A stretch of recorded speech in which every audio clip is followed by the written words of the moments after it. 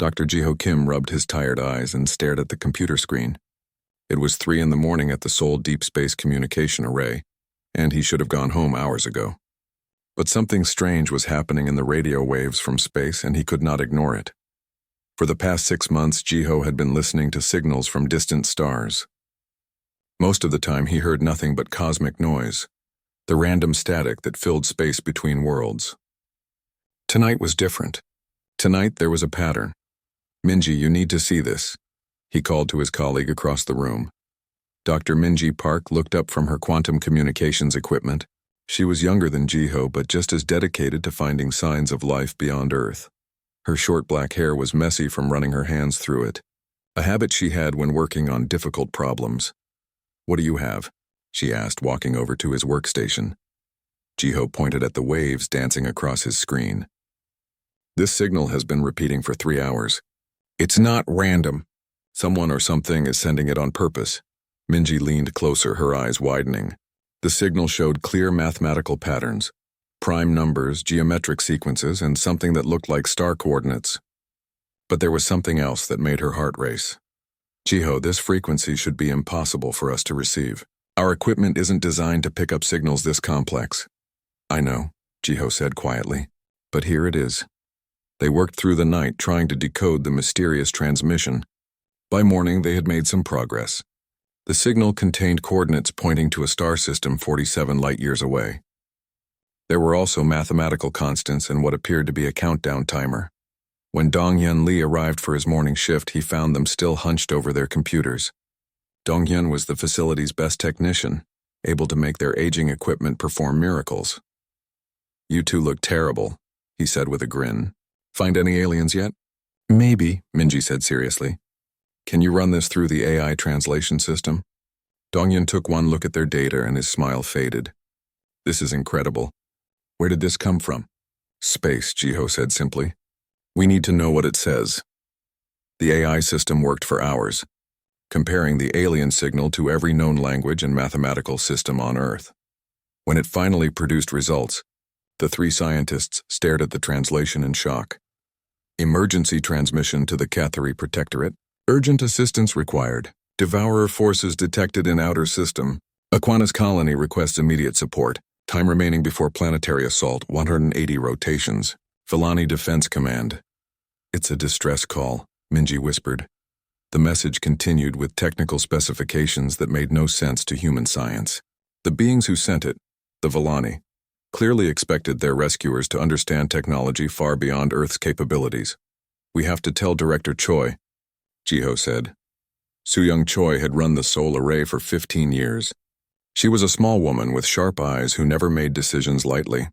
When her team showed her the alien signal, she sat in silence for a long time. "Are you certain this is real?" she finally asked.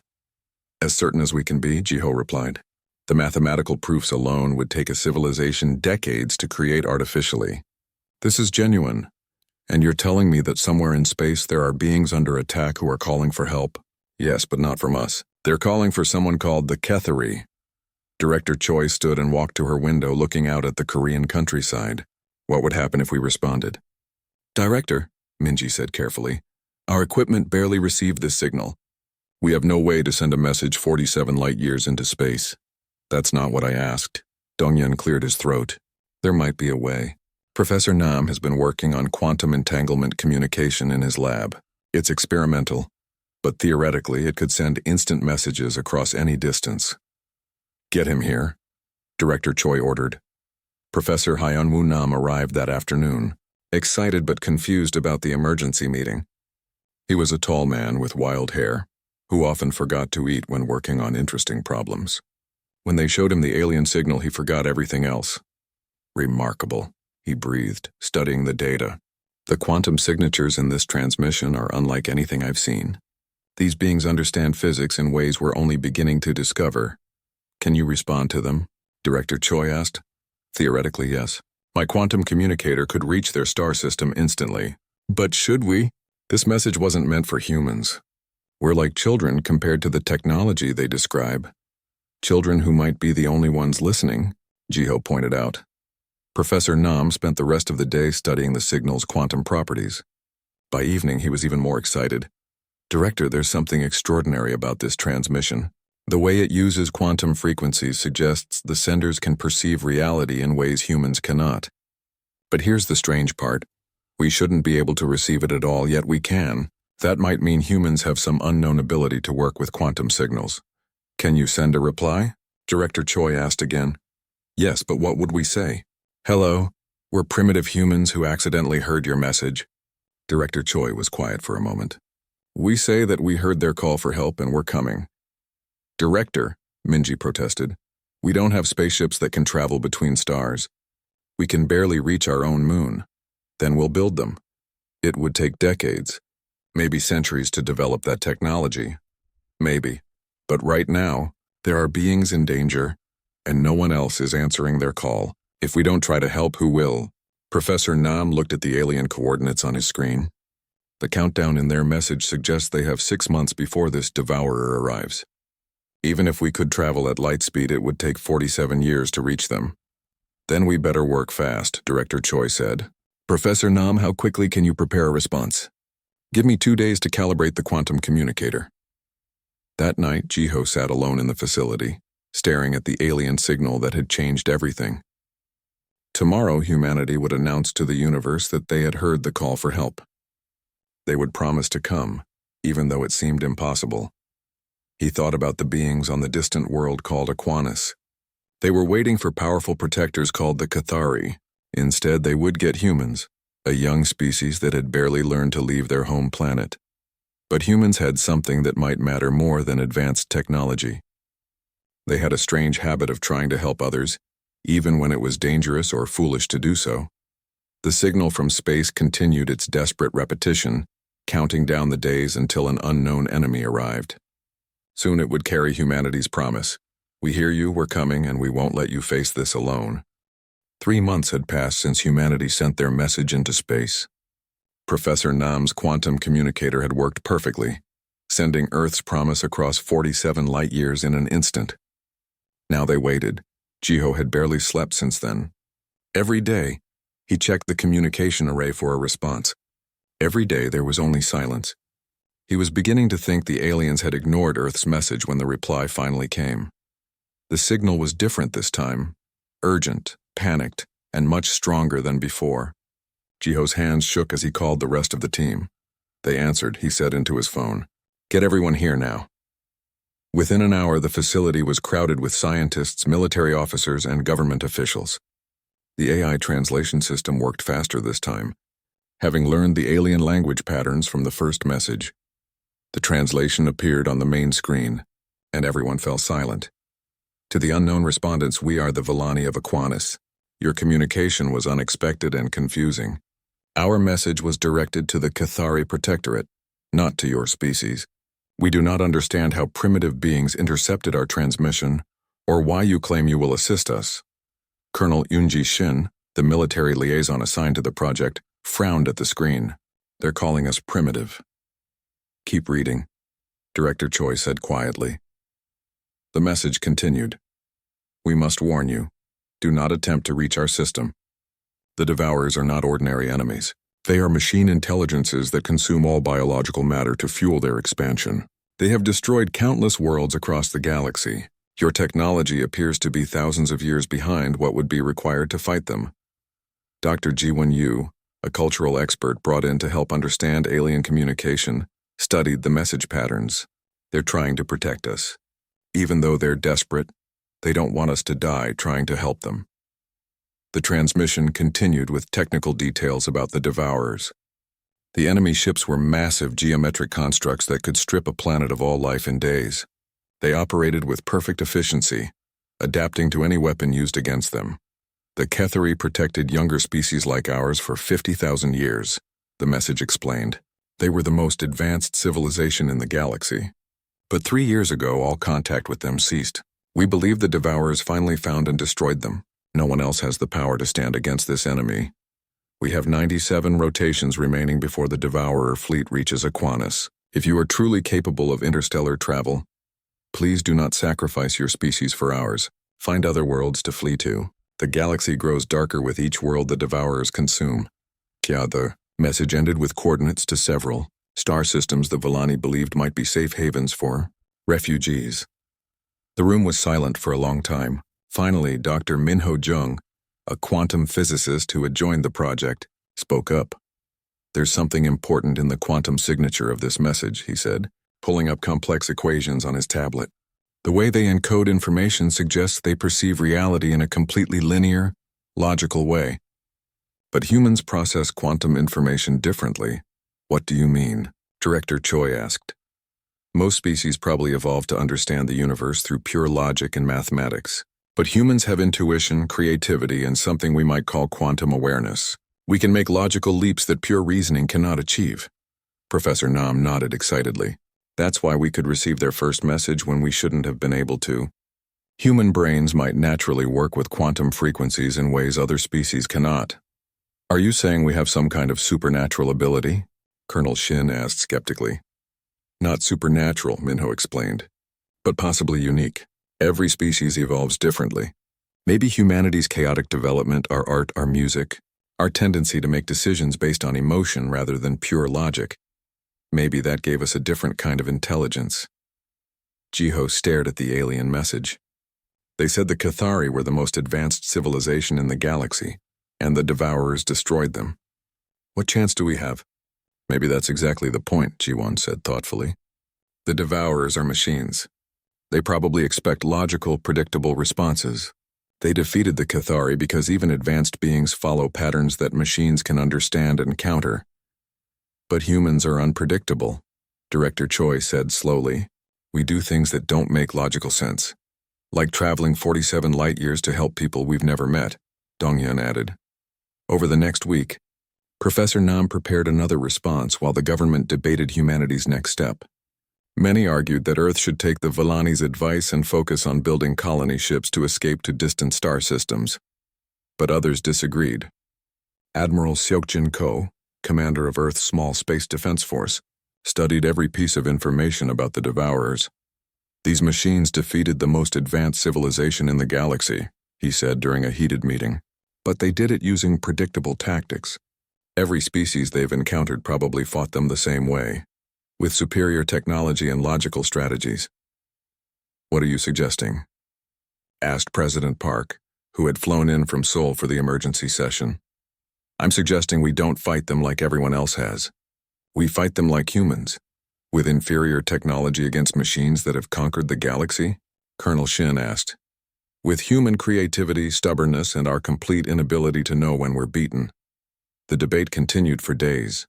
Scientists worked around the clock to understand more about both the Villani and the Devourers.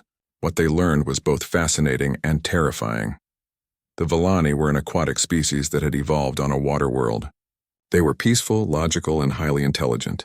They had never fought a war in their history before the Devourers arrived in their galaxy. The Devourers, according to Villani records, had appeared from another galaxy entirely.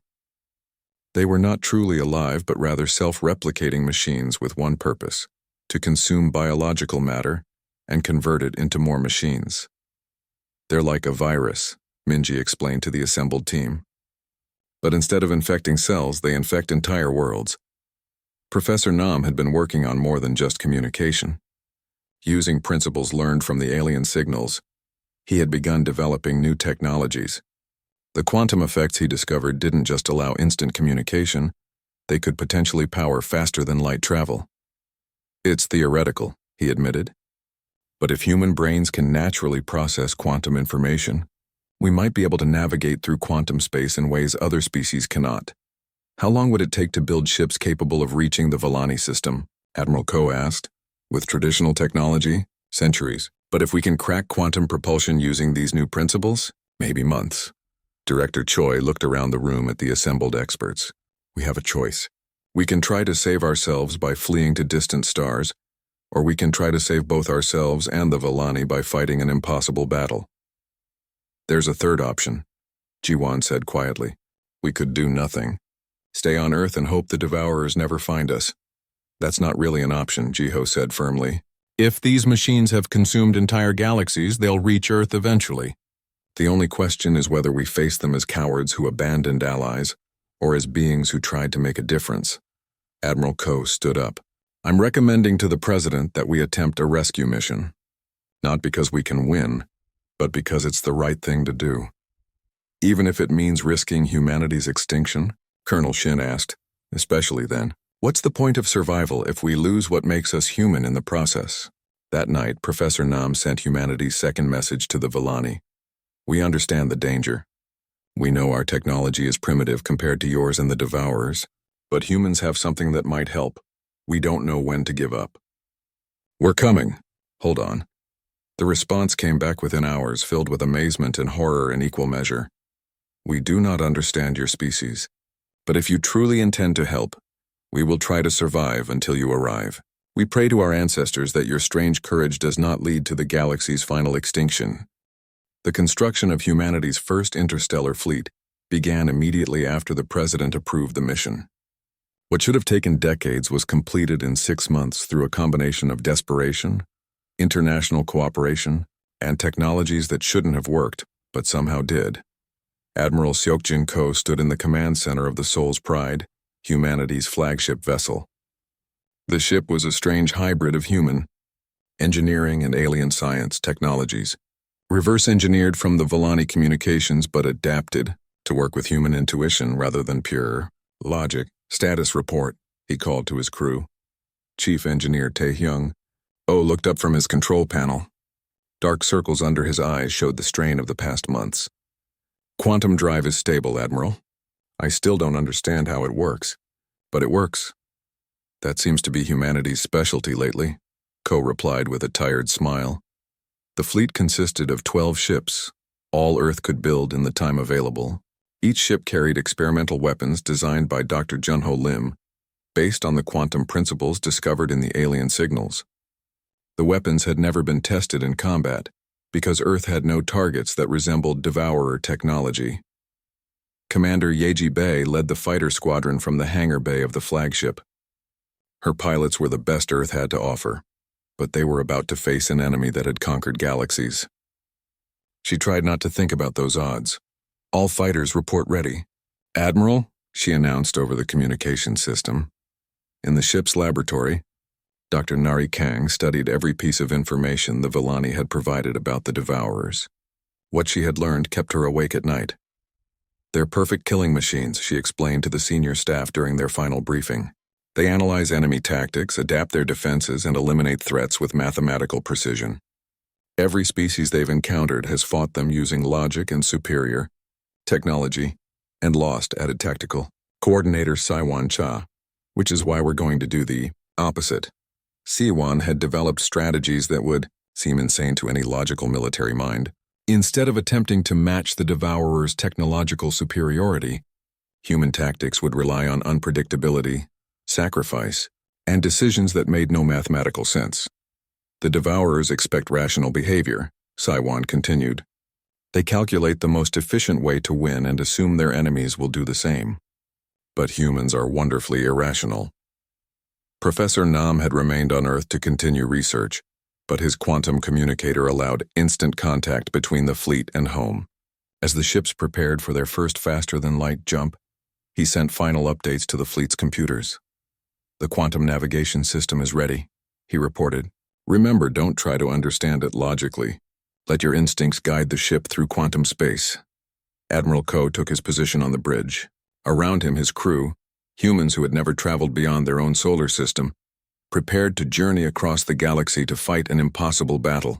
All ships. This is the Admiral, he announced on the fleet-wide channel.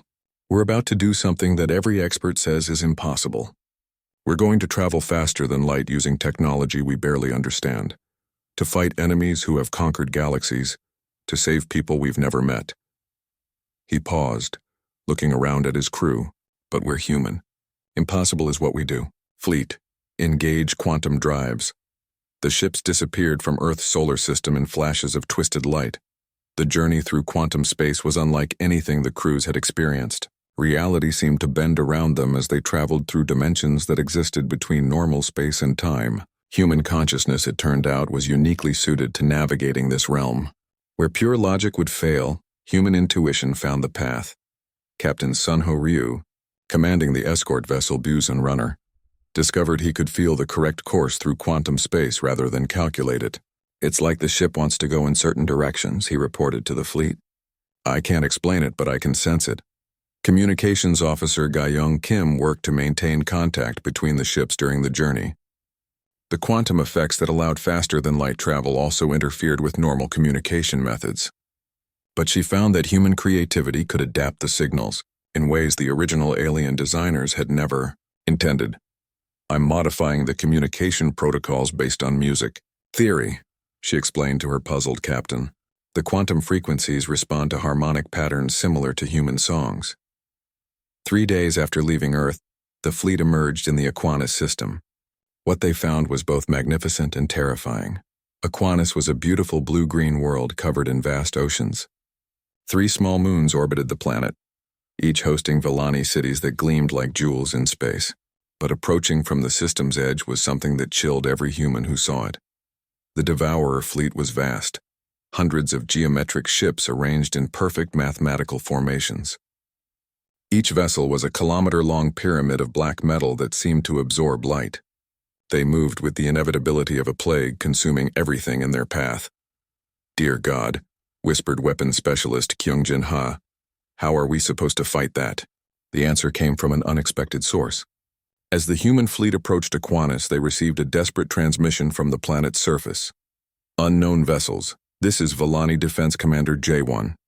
We detect your approach but do not recognize your ship configurations. Identify yourselves immediately. Villani Defense, this is Admiral Ko of the human fleet, Ko responded. We're the ones who answered your distress call. The long silence that followed was broken by what could only be described as aquatic laughter. Humans? The primitive species that intercepted our signal? You actually came? We told you we would. We thought you were simply expressing sympathy, not making a military commitment. Your ships are so small compared to Devourer vessels. Size isn't everything, Ko replied. What's your tactical situation? Commander Jaewon quickly briefed the humans on the system's defenses. The Villani had orbital platforms and energy shields protecting their cities, but their weapons were designed for precise, efficient combat. Against the Devourer's adaptive technology, they were losing ground every day. Our weapons become less effective each time we use them, Jaewon explained. The machines analyze our tactics and develop countermeasures. Soon they will be completely immune to our attacks. Then it's a good thing we brought different weapons, Kyungjin said grimly. The human quantum disruptors were untested against Devourer technology, but they operated on principles that should be impossible to adapt to. Where Villani weapons used focused energy beams, human weapons created chaotic quantum fields that disrupted matter at the subatomic level. Admiral, reported Scout Daeun-song from her position near the outer system. I'm detecting Devourer scout ships approaching our position. 3 vessels, pyramid configuration, moving to intercept. All ships, this is the Admiral. We're about to test our weapons against real Devourers for the first time. Remember, they expect logical tactics. Give them chaos instead. The first battle between humans and Devourers lasted only minutes, but it changed everything. The Devourer scout ships approached in a perfect triangle formation, their weapons powering up to deliver what should have been an overwhelming first strike. Instead, Commander Yeji led her fighters in an attack pattern that seemed completely random. Her pilots flew in spirals, loops, and formations that violated every principle of space combat. The Devourer targeting systems, designed to predict logical flight paths, couldn't track the chaotic human movements. Their weapons can't lock onto us, Yeji reported excitedly. They keep trying to calculate where we'll be next, but we don't even know ourselves. Kyungjin fired the first quantum disruptor at point-blank range against a Devourer ship. The weapon created a field of controlled chaos that the machine intelligence couldn't comprehend or adapt to. The enemy vessel simply came apart, its perfect geometry dissolving into component atoms. Direct hit, Kyungjin shouted. The quantum field is disrupting their structural integrity at the molecular level. The 2 remaining Devourer scouts attempted to retreat, but human fighters swarmed them with weapons that defied logical analysis. Within minutes, all 3 enemy ships were destroyed. The fleet channel erupted in cheers, but Admiral Ko remained focused. That was 3 ships. They have hundreds. Don't get overconfident. From Aquinas, Commander Jaewon's voice carried wonder and disbelief. How did you do that? Those scout ships have destroyed entire Villani squadrons. We fought them like humans, Ko replied simply. Now, Commander, let's talk about how to save your world. The main Devourer fleet arrived 2 days after the human ships reached Aquinas. Admiral Ko watched from the bridge of the Soul's Pride as hundreds of dark pyramid ships emerged from quantum space at the system's edge. Each vessel was 10 times larger than his flagship. Admiral, reported Communications Officer Gayung Kim, I'm receiving a transmission from the Devourer fleet. It's strange. Put it through. The voice that filled the bridge was perfectly mechanical, without emotion or inflection. Unknown vessels. You have destroyed Devourer reconnaissance units using incomprehensible methods. Identify your species and technological capabilities for analysis. Ko exchanged glances with his crew. This is Admiral Ko of the human fleet. We're here to protect Aquinas. Humans. Species not found in galactic databases. Your technology appears primitive, yet you have achieved impossible results. This creates analytical errors in our combat systems. Explain your weapons for proper categorization. Captain Sunho Ryu, listening from his ship, couldn't help but laugh. They want us to explain how we're beating them so they can figure out how to beat us back. Negative, Ko replied to the Devourers. Figure it out yourself. The mechanical voice continued as if Ko hadn't spoken. Your response is illogical. All species provide tactical information when survival is impossible. We have analyzed your fleet, 12 small vessels against 847 Devourer ships. Victory probability for human forces, 0%. You might want to recalculate that, Ko said. Humans are really bad at math anyway. On the planet below, Villani Defense Commander Jaewon watched the exchange with amazement. In 3,000 years of galactic civilization, no species had ever spoken to the Devourers with such casual disrespect. Admiral Ko, Jaewon transmitted privately, the Devourers are moving into attack formation. Our orbital defenses are ready to support your fleet. Negative, Commander. Keep your ships back and observe. We need to see how they react to pure human tactics before we coordinate our forces. The first major battle began when the Devourer fleet arranged itself in a perfect geometric pattern, a formation that had conquered thousands of worlds. They advanced with mathematical precision, their weapons charging in synchronized waves. The human response was chaos. Instead of forming defensive lines or attempting to match the enemy's organization, the 12 human ships scattered in all directions. Commander Yeji's fighters launched from their carriers and immediately began flying in patterns that seemed completely random. All ships, implement Saiwan's Madness Protocol, Admiral Ko ordered. Tactical coordinator Saiwan Cha had developed strategies specifically designed to confuse machine intelligence. Instead of trying to win through superior firepower, human tactics focused on creating situations the Devourers couldn't analyze or predict. The Soul's Pride suddenly accelerated directly toward the center of the enemy fleet, then veered off at an impossible angle using quantum effects that shouldn't have worked. The Busan runner began spinning while firing its weapons in seemingly random directions. The smaller ships moved like drunken insects, following no pattern that logic could discern. Devourer fleet is attempting to target our vessels, reported sensor operator Min Seok Park, but their targeting computers keep resetting. They can't predict our movements because we're not following any tactical doctrine they understand. The Devourers' perfectly coordinated attack began to fall apart. Their weapons, designed to eliminate targets moving in logical patterns, kept missing ships that changed direction for no apparent reason. Their formation, optimized for maximum efficiency, became a disadvantage when facing enemies who ignored all military conventions. Weapons specialist Kyungjin Ha targeted the largest Devourer ship with a full spread of quantum disruptors, firing everything we've got at their command vessel. The quantum weapon struck the massive pyramid ship and began their work. Unlike conventional weapons that the Devourers could adapt to, the quantum disruptors created fields of controlled chaos that destroyed matter at the subatomic level. The enemy ship's perfect geometry began dissolving. Target destroyed, Kyungjin reported with satisfaction. Their command ship just came apart like it was made of sand. But the victory was costly. 3 human ships had taken severe damage from Devourer weapons that did connect. The Inchin Guardian was losing atmosphere, and the Daegu Defender had lost most of its weapon systems. Admiral, called Captain Sunho from his damaged ship, we can't keep this up forever. They may not be able to predict us. but they have enough ships to eventually hit us through pure volume of fire. Ko knew Sunho was right. Human tactics were effective, but the odds were still overwhelming. They needed something more than chaos. They needed to find the enemy's weakness. That's when Deep Space Scout Chanwoo Kim made a discovery that changed everything. "Admiral, I'm detecting a massive artificial structure in the outer system. It's hidden behind the largest moon, but the quantum signature is enormous." "What kind of structure?" "Unknown, but it's not Devourer technology. The design principles are completely different, more artistic than geometric." "And Admiral?" "It's old. Very old." Ko made a command decision that would have seemed insane to any other military officer. In the middle of a desperate battle against overwhelming odds, he ordered half his remaining fleet to investigate the mysterious structure. "Captain Ryu, take 5 ships and follow Scout Kim to that artifact. The rest of us will keep the Devourers busy." "Admiral, splitting our forces now is exactly the kind of illogical decision that drives machines crazy. Do it."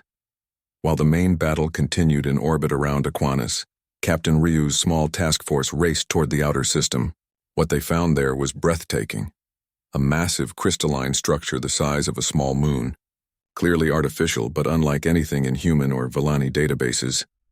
Systems analyst Ari Park worked frantically to scan the alien artifact. "Captain, this structure is incredibly advanced. The technology is thousands of years beyond anything we've seen, but it's dormant, like it's waiting for something. Any idea what? Based on the quantum resonance patterns, I think it's waiting for a specific type of activation signal.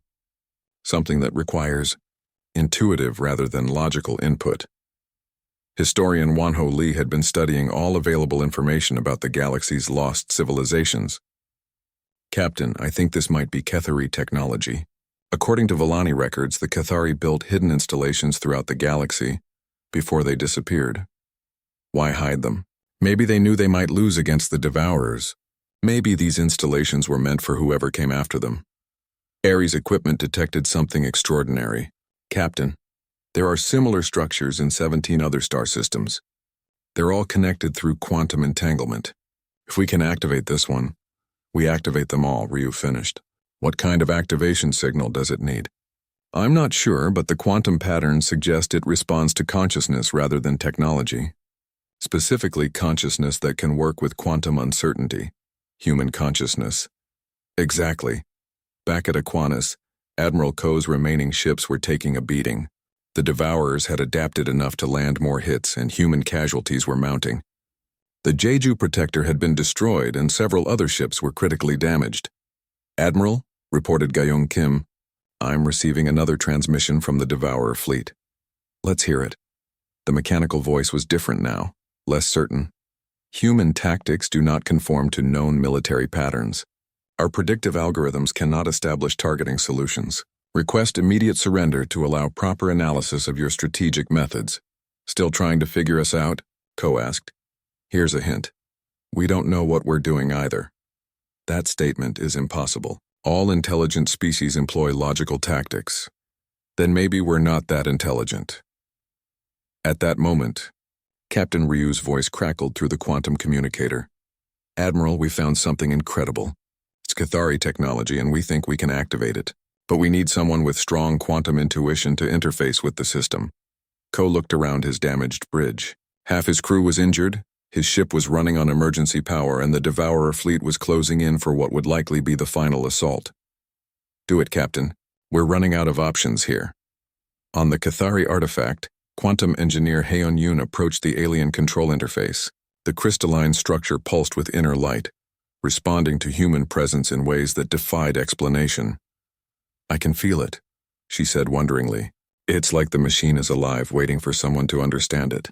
"Can you activate it?" Captain Ryu asked. "I think so, but I'm not sure what will happen when I do." Haeon placed her hands on the quantum interface. For a moment, nothing happened. Then the ancient Kethari installation came to life with a sound like singing crystal. Energy patterns raced through the structure as it awakened from its long sleep. Across the galaxy, 16 other installations activated simultaneously. The Kethari's final gift to the universe was about to be revealed. The moment Haeon activated the Kethari installation, everything changed. Energy that had slept for 3 years suddenly blazed across quantum space, connecting 17 ancient structures in a network that spanned the galaxy.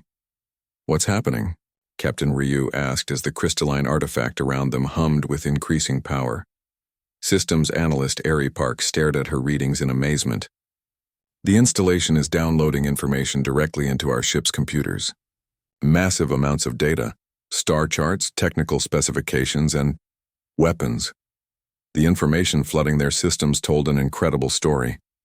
The Cathari had ruled the galaxy for 50,000 years, not as conquerors but as protectors. They had fought the Devourers for centuries, winning battle after battle through superior technology and ancient wisdom, but they had known their time was ending. According to these records, historian Wan Ho Lee reported, the Cathari realized they were becoming too rigid, too logical in their thinking. They could defeat the Devourers tactically, but they couldn't surprise them anymore. The machines were learning to predict even Cathari strategies, so they built these installations as a backup plan," Ari added. "Hidden weapons and defense systems designed to be activated by a different kind of intelligence, one that could think in ways the Devourers couldn't predict." "Human intelligence?" Captain Ryu said quietly. The data transfer revealed the locations of weapon caches, shield generators, and something called chaos engines scattered throughout the galaxy, but most importantly it showed how to use them. "Captain," Heon called from the interface, "I'm receiving tactical data about the Devourer fleet at Aquinas. The installation is scanning them in real time through quantum entanglement, and I think I know how to hurt them badly." Back at Aquinas, Admiral Ko was fighting a losing battle. His fleet was down to 8 ships and the Devourers were closing in for the final assault. The enemy had finally adapted enough to land consistent hits on human vessels. "Admiral," reported Gayong Kim, "Captain Ryu is transmitting new tactical data. It's incredible." The information from the Cathari installation revealed the true nature of the Devourer fleet. What appeared to be hundreds of independent ships was actually one massive intelligence distributed across all vessels. Destroy enough ships and the network would collapse. But there was more. The installation had detected a critical weakness in the Devourer design, a quantum frequency that would cause cascade failures throughout their entire network.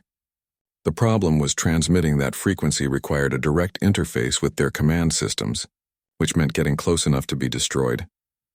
"It's a suicide mission," Ko said grimly after reviewing the data.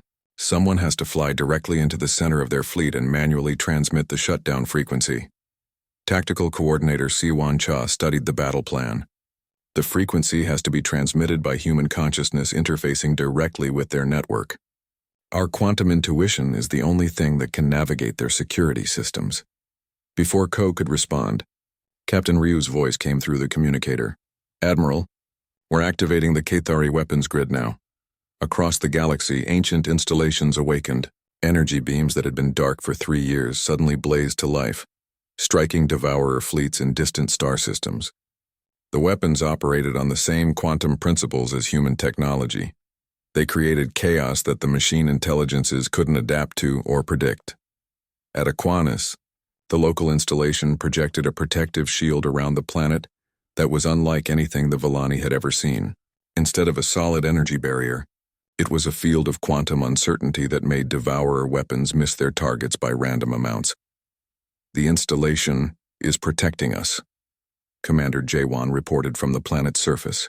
"But Admiral, our sensors show the Devourer fleet is adapting to the shield frequency. You have perhaps 1 hour before they overcome it." Ko looked around his damaged bridge. His crew was exhausted. His ships were barely holding together, but they had one chance to end this. He opened a channel to the entire fleet. "All ships, this is the Admiral.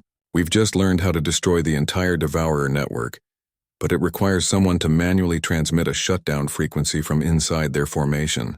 It's a one-way mission." The response was immediate. Every ship captain volunteered. "I'm the senior officer," Ko said firmly. "It's my responsibility."